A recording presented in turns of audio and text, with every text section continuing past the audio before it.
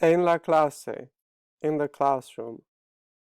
One day, Mrs. Brown, la maestra, opened la puerta so that los estudiantes could come in. Hace calor, said Susie. May we open la ventana?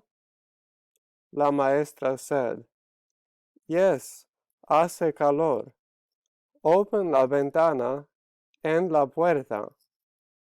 That's better, said Susie. Los estudiantes agreed. No hace calor now. La maestra means teacher. La puerta means door. Los estudiantes means students. Hace calor means it's hot.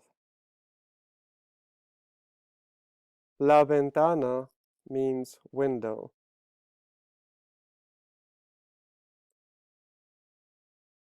No hace calor means it's not hot.